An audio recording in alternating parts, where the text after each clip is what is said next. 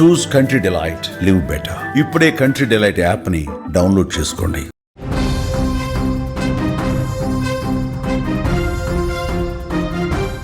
Breaking news చూస్తున్నాం. చిన్నారి హితీక్ష హత్య కేసులో సంచలన విషయాలు బయటకు వస్తున్నాయి. షాక్కు గురి చేస్తున్నాయి. పిన్ని మమత క్రిమినల్ మైండ్కు సంబంధించి వార్తలు చూసేసరికి వస్తున్నటువంటి నిజాలు చూసి పోలీసులే కంగు తింటున్నారు. ఎలా చంపాలి అన్న విషయానికి సంబంధించి యూట్యూబ్లో కొన్ని వీడియోలు సెర్చింగ్ చేసినట్టుగా పోలీసులు గుర్తించారు. చంపి ఎస్కేప్ అయ్యేందుకు ఏ విధంగా తప్పించుకోవాలి, ఎస్కేప్ ఏ విధంగా కావాలి, వీటికి సంబంధించి కూడా యూట్యూబ్లో కొన్ని వీడియోలు చూసినట్టుగా పోలీసులు గుర్తించారు. కేసులో సీసీ ఫుటేజ్ అలాగే డాగ్ స్క్వాడ్ కీలకంగా వ్యవహరించినటువంటి పరిస్థితుంది. జగిత్యాల జిల్లా కోర్టులోని 5 ఏళ్ల చిన్నారి హితీక్ష హత్య కేసు బయటకు వస్తున్న కొద్దీ ఒక్కొక్క నిజం బయటకు వస్తోంది. హితీక్ష చంపినటువంటి పిన్ని మమత క్రిమినల్ ప్లాన్ చూసి పోలీసులు ఒక్కసారిగా అవాక్కయ్యారు. ఇంత దారుణంగా మమత ఇంత దారుణంగా ఆలోచన చేసిందా? మమత ఈ విధంగా ఫోన్లో వీడియోలు చూసిందా? ఫోన్లో చాలా దారుణమైనటువంటి క్రిమినల్ బ్యాక్డ్రాప్ ఉన్నటువంటి స్టోరీలు చూసిందా? ఇవి చూసి ఇంత దారుణంగా ప్రవర్తించిందా? అన్నీ కూడా పోలీసుల విచారణలో బయటకు వస్తున్నాయి. హితీక్ష తల్లి మీద కోపం, డబ్బులు పోయాయనే బాధ, ఇంట్లో పెత్తనం లేదనే అసూయ, ఇవన్నీ కూడా ఆమెను హితీక్ష చంపేందుకు ప్రేరేపించాయి. ఎప్పటి నుంచో చిన్నారిని చంపాలని మమత ప్లాన్ చేస్తోంది. అందుకోసం యూట్యూబ్లో అన్ని వీడియోలు చూస్తోంది. క్రైమ్ స్టోరీస్ ఎక్కువగా చూసింది. ఎలా చంపాలి, చంపిన తర్వాత ఎలా తప్పించుకోవాలి, ఈ అన్నీ కూడా యూట్యూబ్లో సెర్చ్ చేసినట్టుగా పోలీసులు ఇన్వెస్టిగేషన్లో బయటపడింది. పోలీసులకు దొరకకుండా ఉండేందుకు ఎలా తప్పించుకోవాలి, వీటన్నింటికి సంబంధించినటువంటి సమాచారం కూడా యూట్యూబ్లో చూసినట్టుగా తెలుస్తోంది. అందులో భాగంగానే ఎవరూ లేని పక్క నివాసానికి వెళ్ళి పక్కన ఇంట్లో ఎవరూ లేకపోవడంతో ఇదే సరైన సమయం, ఇదే సరైన సందర్భం, ఈ ఇంట్లో అయితేనే కరెక్ట్ అని చెప్పి తెలివిగా భావించింది. అతి తెలివితో బట్టలు మార్చుకుని హత్య చేసి దుస్తులను కూడా దూరంగా పడవేసినటువంటి పరిస్థితి. పోలీసుల విచారణలో అన్నీ కూడా బయటకు వస్తున్నాయి. పోలీసులు తమదైన స్టైల్లో విచారించగా మొత్తం ఒప్పేసుకుంది. సీన్ టు సీన్ అసలు ఏం జరిగిందో మీకు కొద్ది నిమిషాలు ఎక్స్ప్లెయిన్ చేసే ప్రయత్నం చేస్తా. అసలు ఆ పాపను పక్కింట్లోకి తీసుకెళ్లిన దగ్గర నుంచి పోలీసులు పట్టుకునే వరకు ఏం జరిగిందో ఒక్కసారి మీకు వివరించే ప్రయత్నం చేస్తా. శనివారం సాయంత్రం సరిగ్గా 6 గంటల సమయంలో పాప ఆడుకుంటూ ఉంది. పాప అందరు పిల్లలతో చాలా సరదాగా సంతోషంగా ఆడుకుంటూ ఉంది పాప. ఆ సమయంలో మమత ముందే ఒక ప్లాన్ గీసేసింది. ఎందుకంటే అప్పటికే చాలా కక్ష, పగ, కుటుంబంలో తనకు ప్రాధాన్యత లేకపోవటం, నవీన్కే అందరూ సపోర్ట్ చేయటం, ఒకవైపు నేను ఏదైతే డబ్బులు పెట్టానో పోగొట్టుకున్నానో బెట్టింగ్స్లో, ఇవన్నీ కూడా ఆమెని మైండ్ని డైవర్ట్ చేసి పారేశాయి. సో నవీన చాలా సంతోషంగా ఉంది, నవీన పిల్లలతో చాలా సంతోషంగా ఉంది, నవీనకి కుటుంబంలో ప్రాధాన్యత దక్కుతుంది, మొత్తం అక్కే చూసుకుంటుంది, నన్ను అసలు ఎవరూ పట్టించుకోవటం లేదు అని ఒక అక్కసు, ఒక అసూయ పెంచుకుంది అక్క పట్ల. వెంటనే ఏం చేసింది? పాపను చంపాలనుకుంది. పాపను చంపితే అప్పుడు అక్క బాధపడుతుంది, అక్క కన్నీళ్లు పెట్టుకుంటుంది. అక్క జీవితంలో ఏదో కోల్పోయానంటూ కొన్ని సంవత్సరాల పాటు బాధతో గడుపుతుంది. ఆ బాధ నాకు కావాలి. అక్క నవీన బాధపడటం, కన్నీళ్లు పెట్టుకోవటం, రోధించటం నేను స్వయంగా చూడాలి అని ఒక సైకో మనస్తత్వంతో ఇంతటి దారుణానికి తెగబడ్డట్టుగా తెలుస్తోంది. ఏం చేసింది? పాప ఆడుకుంటున్న సమయంలో అప్పటికే ముందు ప్లాన్ అనుకుంది. ఒక కత్తి, ఒక కటరు కవర్లో పెట్టుకొని ఆ పాపను తీసుకెళ్ళింది, పక్క ఇంట్లోకి తీసుకెళ్ళింది. అప్పటికే ఆ ఇంట్లో ఎవరూ లేరని నిర్ధారించుకుంది. కొన్ని రోజుల పాటు వాళ్ళు రారని చెప్పి నిర్ధారించుకుంది. ఆ నిర్మానుషమైనటువంటి ప్రదేశం, మనుషులు ఎవరూ లేని ఆ ఇంటికి ఆ పాపను తీసుకెళ్ళింది. పాపం ఆ పాపకేం తెలుసు? అభం శుభం తెలియనటువంటి ఒక అమాయకురాలు, 5 సంవత్సరాల చిన్న పాప. పిన్ని ఎక్కడికో తీసుకెళ్తుంది, పక్కింట్లో ఏదన్నా పనుందేమో, తోడుగా నన్ను తీసుకెళ్తుందేమో అని భావించింది ఆ అమాయకపు పాప హితీక్ష. పిన్నితో పాటు చాలా ప్రేమగా వెళ్ళిపోయింది.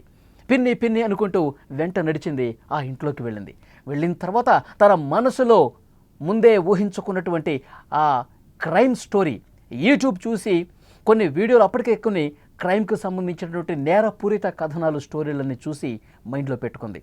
కత్తితో అయితేనే ఒక్క దెబ్బతో పొడిచి చంపేయచ్చు అని భావించింది.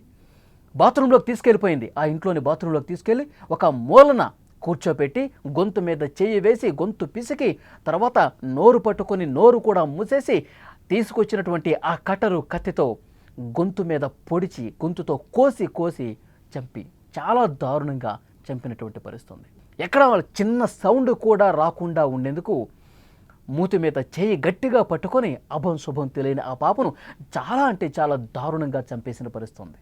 మమత కూడా 2 అమ్మాయిలు ఉన్నారు, 2 పిల్లలు ఉన్నారు. కనీసం తన పాప గుర్తుకు రాలేదా?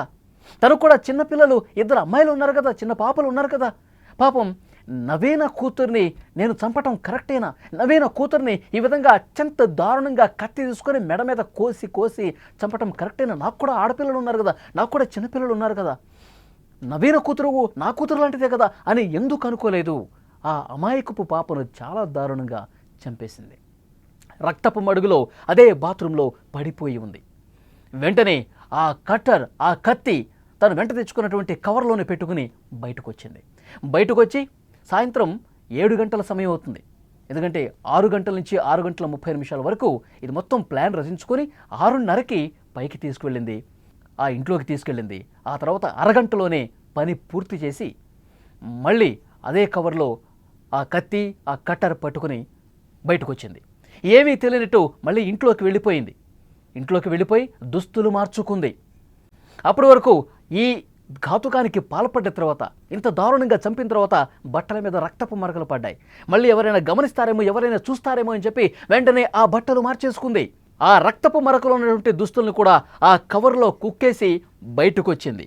బయటకు వచ్చి నేరుగా మెయిన్ రోడ్డు మీదకి వెళ్ళి అక్కడ షేర్ ఆటో ఎక్కింది. 1 కిలోమీటర్ దూరం షేర్ ఆటోలో ప్రయాణించి అక్కడ దిగింది. జేఎస్ గార్డెన్ ఫంక్షన్ హాల్ ఉంది.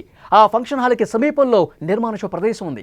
అక్కడ ఎవరు కూడా మనుషులు లేరు. అటువైపు రాకపోకలు ఎవరు సాగించలేదు. నిర్మానుష్యంగా ప్రదేశం ఉంది, చీకటిగా ఉంది. ఇక్కడ నన్ను ఎవరు చూడరు అని భావించి నేరుగా కొద్ది దూరం అక్కడ నడుచుకుంటూ పోయి ఫంక్షన్ హాల్ బ్యాక్ సైడ్ ఆ కవర్ని పడేసింది. అందులో కత్తి, కటర్, రక్తపు మరకలతో ఉన్నటువంటి తను ధరించిన దుస్తులు అన్నీ కూడా అక్కడ పడేసి నన్ను ఎవరు చూడలేదు, నేను ఇంకా ఎవరికి దొరకను అంటే ఇది కూడా ఎట్లా ప్లాన్ వేసుకుంది? ఎందుకంటే క్రైమ్ స్టోరీస్ చూసింది యూట్యూబ్లో ప్రతిదీ ఎట్లా మర్డర్ చేయాలి దగ్గర నుంచి ఏ విధంగా ఎస్కేప్ కావాలి, ఎలా ఆధారాలు దొరకకుండా తప్పించుకోవాలి, ఇవన్నీ కూడా వీడియోలు చూసి ఇంత క్రిమినల్ బ్రెయిన్తో ఆధారాలు దొరకకుండా ఉండేందుకు వాటిని దూరంగా పడేసింది. మళ్ళీ ఏమీ తెలియనట్టు ఇంటికి వచ్చింది. అప్పటికే వెతకటం ప్రారంభించారు. హితేక్ష కనిపించట్లేదని చెప్పి నానమ్మ అడుగుతూ ఉంది, వెతుకుతూ ఉంది. రోడ్డు మీదకి వచ్చింది, చూస్తుంది హితేక్ష కనిపించట్లేదు. సాయంత్రం 7 గంటల 30 నిమిషాలు దాటిపోయింది. ఎందుకంటే పాప చీకటి పడిన తర్వాత ప్రతిరోజు కూడా ఇంటికి వచ్చేస్తుంది, ఇంటి లోపలికి వచ్చేస్తుంది, ఇంట్లో ఆడుకుంటుంది. కానీ ఇంత చీకటి పడ్డా హితేక్ష ఎందుకు కనిపించట్లేదని చెప్పి అడుగుతోంది. అప్పుడే పని మీద దూరంగా వెళ్ళినటువంటి నవీన ఒక పని మీద ఆమె దూరంగా వెళ్ళింది, కరీంనగర్కో ఎక్కడికో వెళ్ళిందని చెప్పి సమాచారం. ఆ తర్వాత పని ముగించుకొని సాయంత్రం 7 గంటలకు కూడా వచ్చింది. మమత కూడా నవీన ఇంట్లో లేని సమయంలోనే ఇది మనకి సమయం సందర్భం అని భావించి పాపను చంపింది. నవీన్ కూడా సరిగ్గా 7 గంటల తర్వాత వచ్చింది. చెల్లె హితేక్ష కనిపించట్లేదని చెప్పి మమతని అడుగుతోంది నవీన. అదే చూస్తున్నానక్క, నాకు కనిపించట్లేదు, నేను వెతుకుతున్నాను, పిల్లలతో ఎక్కడైనా ఆడుకుంటుందేమో, ఏమైనా దూరంగా మన కాలనీ చివరిన ఏమైనా ఆడుకుంటుందేమో, పద చూద్దామని చెప్పి ఏమీ తెలియని అమాయకురాల్లాగా నటించింది. నటన మొదలుపెట్టేసింది, జీవిస్తోంది. నటించటం అనకూడదు, అంత దారుణంగా ఆమె నటించడం మొదలుపెట్టింది. మొత్తం ఊరు మొత్తం తిరుగుతున్నారు. నవీన, మమత, ఇంకా కుటుంబ సభ్యులు అందరూ కూడా హితేక్ష అని చెప్పి తిరుగుతూ ఉన్నారు. మొహరం సందర్భం కాబట్టి పీర్ల పండగ దగ్గర ఏమైనా ఉందా, పిల్లలందరూ గుమిగూడు చూస్తూ ఉంటారు కదా, అక్కడేమైనా ఉందా హితేక్ష, అక్కడేమైనా ఆడుకుంటూ చూస్తుందా అని అక్కడ కూడా వెళ్ళి చూశారు, కనిపించలేదు. కుటుంబ సభ్యులకు ఫోన్ చేశారు. ఆ ఊళ్ళో ఎవరైతే ఫ్రెండ్స్ ఉంటారో వాళ్ళు కూడా ఫోన్లు చేసి కనుక్కున్నారు, ఎక్కడా కనిపించలేదు. వెంటనే పోలీసు కంప్లైంట్ ఇచ్చారు. పోలీసులు కేసు నమోదు చేసుకుని ఇంటికి వచ్చారు.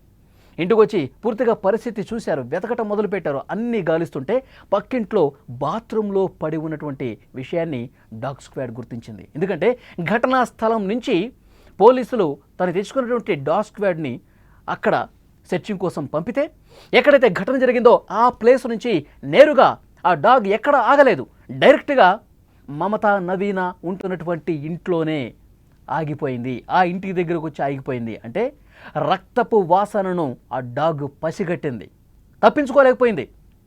పోలీసులకు అనుమానం వచ్చింది. ఎక్కడైతే ఘటనా స్థలం నుంచి ఆ డాగ్ అట్లాగే ఎక్కడ ఆకుండా నడుచుకుంటూ వచ్చి మమత ఇంటి దగ్గరే ఆగిపోయేసరికి పోలీసులు అనుమానం వచ్చింది. కుటుంబ సభ్యులే ఈ ఘాతుకానికి పాల్పడి ఉంటారని చెప్పి ప్రాథమికంగా అనుమానం వ్యక్తం చేశారు. వెంటనే సీసీ ఫుటేజ్ పరిశీలించారు. సీసీ ఫుటేజ్లో చాలా స్పష్టంగా ఉంది, పాప తప్పిపోయినప్పుడు, పాప కనిపించకుండా పోయినప్పుడు 6 గంటల 30 నిమిషాల సమయంలో, తర్వాత 6 గంటల 30 నుంచి 7 గంటల సమయం, ఈ అరగంట వ్యవధిలో 6 సార్లు మమత ఇంటి నుంచి బయటికి రావటం, లోపలికి వెళ్ళటం, బయటికి రావటం, లోపలికి వెళ్ళటం చూసింది. పోలీసులు చూశారు. అనుమానం బలపడింది. కుక్క ఇంటి దగ్గరకు వచ్చి ఆగిపోవటం, ఇంట్లో ఉన్నటువంటి మమత ఆ సమయంలో, సాయంత్రం సమయంలో 6 సార్లు లోపలికి బయటికి రావటం, ఆ తర్వాత డ్రెస్ మార్చుకుని ఒకసారి బయటికి రావటం, ఇవన్నీ గమనించినటువంటి పోలీసులు మమత మీద అనుమానం వ్యక్తం చేశారు. పిన్నే చంపే ఉంటుందని చెప్పి వాళ్ళ అనుమానం బలపడింది. వెంటనే ఆమెని అదుపులోకి తీసుకొని తమదైన స్టైల్లో క్వశ్చన్ చేశారు. 4 తగిలించారు. ముందుగా ఒక గంట సేపు ఏం సమాధానం చెప్పలేదు, గంట సేపు ఏం మాట్లాడలేదు. అంతకుముందు ఎంతగా నటించింది. నవీనితో పాటు కూర్చొని బోరున విలపిస్తోంది, తలగొట్టుకుంటోంది. హితిక్ష, నిన్ను ఎవరు చంపారు? హితిక్ష, మమ్మల్ని దూరంగా వెళ్ళిపోయావు ఎందుకు? ఎవరు ఈ పాపానికి ఒడిగట్టారంటూ తల్లి నవీనతో పాటు, తన అక్క నవీనతో పాటు కూర్చొని రోధిస్తోంది, నాటకాలు ఆడుతుంది. ఆసుపత్రి దగ్గర, ఇంటి దగ్గర జీవించేసిందని చెప్పాలి. పోలీసులు అనుమానం బలపడింది. సీసీ ఫుటేజ్లో చాలా స్పష్టంగా కనిపించింది. పోలీసులు చాలా సీరియస్గా క్వశ్చన్ చేస్తే 4 తగిలిస్తే నిజం ఒప్పుకుంది. ఎస్, నేనే చంపాను హితిక్షను అని. వెంటనే పోలీసులు ఘటనా స్థలానికి దగ్గర తీసుకొచ్చి సీన్ రీకన్స్ట్రక్షన్ చేశారు. నువ్వు అసలు ఎట్లా తీసుకొచ్చావు, ఏం చేసావు, ఇవన్నీ కూడా చూశారు. ఆ తర్వాత ఫోన్లో కూడా సమాచారం సేకరించారు పోలీసులు. ఆ ఫోన్ చూస్తే కాల్ రికార్డ్ మొత్తం డిలీట్ అయి ఉంది. అలాగే యూట్యూబ్లో గత 4-5 రోజులుగా ఎలాంటి వీడియోలు చూసింది, ఇవి కూడా పోలీసులు కనిపెట్టారు. మొత్తం స్టోరీ మొత్తం బయటకు వచ్చింది. అంటే ఇక్కడ మమతకి ఒక ప్రశ్న వేయాలి. మీకు అందరికీ అతడు సినిమా గుర్తుండే ఉంటుంది. అతడు సినిమాలో ప్రకాష్ రాజ్ ఒక డైలాగ్ చెప్తాడు, శివారెడ్డి, బాజిరెడ్డి చనిపోతే నువ్వు సీఎం అవుతావు, చంపితే నువ్వు హంతకుడు అవుతావు. ఇంత చిన్న లాజిక్ ఎట్లా మిస్ అయిపోయావు? ఇది ప్రకాష్ రాజ్ డైలాగ్. ఇక్కడ కూడా మమత హితేక్ష చనిపోతే నవీన ఏడుస్తుంది, తల్లి ఏడుస్తుంది, తల్లి కళ్ళు ఏడుస్తుంటే ఆనందించాలని చెప్పి అనుకుంది. కుటుంబంలో తనకు గౌరవ మర్యాదలు దక్కట్లేదు కదా, కుటుంబంలో అధిక ప్రాధాన్యత తనకు లేదు కదా, ఈ రకంగా అయినా వాళ్ళని బాధ పెట్టాలి అనుకుంది. మరి హితేక్ష చనిపోతే వాళ్ళు ఏడుస్తుంటే నువ్వు సంతోషపడాలనుకున్నావు, కానీ హితేక్షను చంపితే నీకు సంతోషం ఎక్కడుంది? నువ్వు హంతకురాలువయ్యావు. పోలీసులు అరెస్ట్ చేశారు, జైల్లో చెప్పకూడ తినబోతున్నావు. ఇంత చెత్త ఆలోచన చేసి, ఇంత దుర్మార్గంగా ఆలోచించి, ఇంత కిరాతకంగా ప్రవర్తించి నువ్వు జైలు పాలయ్యావు. ఈ చిన్న లాజిక్ మమత ఎట్లా మిస్ అయింది? అంటే కేవలం అసూయ, అక్కసుతో, దారుణమైన ఆలోచనతో యూట్యూబ్ వీడియోలు చూసి హత్య చేసింది, తప్పించుకునే ప్రయత్నం చేసింది. కానీ పోలీసులు దర్యాప్తు చేస్తే ప్రతి ఒక్క క్లూని వదలకుండా పట్టుకొని దర్యాప్తు చేస్తే ఇంటి దొంగ పట్టించింది. ఆ డాగ్ స్క్వాడ్ కీలక పాత్ర పోషించింది. ఆ తర్వాత సీసీ ఫుటేజ్, మార్చుకున్న డ్రెస్సులు, ఇవన్నీ కూడా మమతను పట్టించాయి. ఆ తండ్రి పాపం దుబాయ్లో ఉంటారు. తండ్రి, మామ దుబాయ్లో పనిచేసుకుంటూ ఉన్నారు, నెల డబ్బులు పంపిస్తూ ఉన్నారు. కానీ ఇక్కడ మమత మైండ్ సెట్ను గురించి కూడా ఒకసారి ఆలోచించాలి. తను బెట్టింగ్ యాప్స్ వాడి విపరీతంగా డబ్బులు పోగొట్టుకుందంట. బిట్కాయిన్లో కూడా డబ్బులు పెట్టిందట. 30 లక్షల రూపాయల వరకు నష్టం చేసింది, డబ్బుల్ని గుల్ల చేసిందని చెప్పి అప్పటికే కుటుంబ సభ్యులు ఆమె మీద ఆగ్రహం వ్యక్తం చేస్తూ ఉన్నారు. గొడవలు జరుగుతూ ఉన్నాయి. ఇదంతా మనసులో పెట్టుకుంది. నాకు ఇంట్లో వాల్యూ లేదు, నవీననే మీరు బాగా చూసుకుంటున్నారు, నవీనకే ఎక్కువ ప్రాధాన్యత ఇస్తున్నారు, ఇంకా ఎందుకు నేనుండి అని చెప్పి ఇలాంటి అక్కసు, ద్వేషం, అసూయ పెంచుకొని పగతో రగిలిపోయి ఈ విధంగా చిన్న పాపని పొట్టన పెట్టుకున్నటువంటి పరిస్థితి. పాపం దుబాయ్ నుంచి ఈ విషయం తెలిసిన వెంటనే ఆ చిన్న పాప తండ్రి బోరున విలపిస్తూ వచ్చాడు, గుండెలు బాదుకుంటూ రోధిస్తున్నాడు. మమత ఈ విధంగా చేసింది, పిన్నే చిన్న పాపను పొట్టన పెట్టుకుంది, ఇంత బాగా ఇంట్లో ప్రేమగా ఉంటూ కుటుంబ సభ్యులతో మంచిగా నటిస్తూ ఇంత దారుణానికి తెగబడిందా? వాళ్ళు కూడా తీవ్రమైనటువంటి బాధతప్త హృదయంతో తలడిల్లుతున్నారు. కన్నీరు మున్నీరుగా కుటుంబ సభ్యులు వేధిస్తూ ఉన్నారు. నిజంగా మమత ఈ విధంగా ఆలోచిస్తుంది, ఈ విధంగా దారుణానికి పాల్పడుతుంది, కత్తితో పొడిచి చిన్న పాపను చంపేస్తుందని చెప్పి ఆ కాలనీలో ఎవరూ కూడా ఊహించలేదండి. ఎందుకంటే అంత బాగా నటిస్తోంది, ప్రేమను నటిస్తోంది. మనమంతా ఒకటే, మన కుటుంబ సభ్యులంతా ఒకటే, మన వాళ్ళు అక్కడ దుబాయ్లో కష్టపడి పనిచేస్తూ ఉన్నారు, మనం ఇక్కడ మంచిగా ఉండాలి. ఇదంతా ప్రతిరోజు కూడా ఒక నటన కనబరుస్తుంది. గుండెల లోపల చాలా ద్వేషంతో రగిలిపోతుంది. పొడిచి చంపాలన్న ద్వేషం ఒక పక్కన పెట్టుకొని ప్రేమగా నటిస్తోంది. ఈ హత్య జరిగిన తర్వాత కూడా ఆమె నటన ఏ విధంగా ఉందో చూస్తే అర్థమవుతుంది. కాబట్టి ప్రతి ఒక్కరూ కూడా ఆలోచించాలి. మన వాళ్లే కదా అనుకుంటే ఎంతటి దారుణానికి తెగబట్టేటువంటి సందర్భాలు ఈ మధ్య కనిపిస్తున్నాయి. ఈ మధ్యకాలం మనం చాలా చూస్తున్నాం. ప్రేమను నటించి భర్తలను కూడా పీకలు కోసి చంపిస్తున్నటువంటి పరిస్థితి చూడలేదా? కాబట్టి అందుకే ఎవరిని కూడా అంత ఈజీగా నమ్మకూడదు. కాబట్టి వాళ్ళ మైండ్ సెట్ ఏ విధంగా ఉందో, వాళ్ళ సైకో బిహేవియర్ ఏ విధంగా ఉందో ఒక కంట కనిపెడుతూ ఉండాలి. మన కుటుంబ సభ్యులే కదా, మన బంధువులే కదా అని చెప్పి వాళ్ళకి అన్నీ మనం అప్పగించుకుంటూ పోతూ ఉంటే ఎవరు ఎలాంటి ఘాతుకానికి తెగబడతారో కూడా అర్థం కాని పరిస్థితి.